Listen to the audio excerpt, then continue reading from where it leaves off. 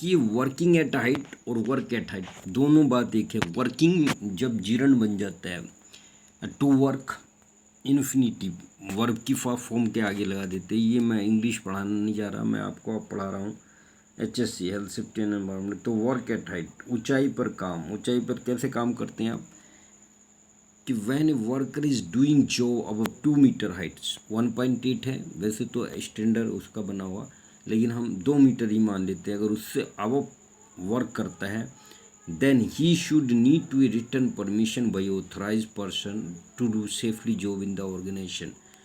अगर 2 मीटर से ऊपर कोई भी वर्कर काम कर रहा है तो उसके लिए एक रिटर्न परमिशन चाहिए, ऑथराइज परमिशन चाहिए उसको सेफ करने के लिए वर्कर को, as well as the property. Before starting as such type of job we should need proper safety belt, हमें प्रॉपर सेफ्टी बेल्ट चाहिए and all necessary PP to climbing in the ladder. और इस type का job before starting such type, इस type का job को start करने के लिए हमें प्रॉपर बेल्ट चाहिए, नेसेसरी पीपी चाहिए। कहाँ पर? लेडर पर, लेडर के थ्रू चढ़ के। जो अब होता क्या है अभी इसमें नहीं लिखा हुआ है, मैं बता देता हूँ।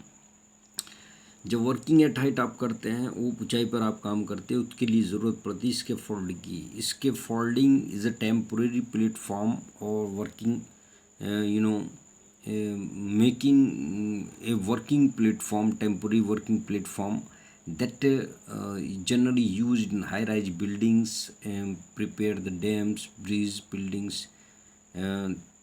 to save the worker as well as the property. We should need a scaffolding, हमें स्कैफोल्डिंग की ज़रूरत पड़ती है और ऊंचाई पर काम करने के लिए।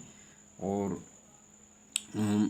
उसी को वर्क एट हाइट कहा जाता है। जब आप ऊंचाई पे काम करेंगे तो उस टाइम आपको ये सारी चीज़ें, एक ऑथराइज परमिशन भी चाहिए, सेफ्टी बेल्ट भी चाहिए, अननेसेसरी पीपीज भी चाहिए। सारे इक्विपमेंट की ज़रूरत आपको कब पड़ती? जब आप ऊंचाई पे काम करते हो और आप इसके फोल्डिंग पर काम करते हैं। जनरली ये वर्क उस कंस्ट्रक्शन में होता है, रिग फील्ड में भी होता है, उसके लिए आपको वर्क एट हाइट का परमिट बनवाना पड़ता है। तो thank you so much to watch this.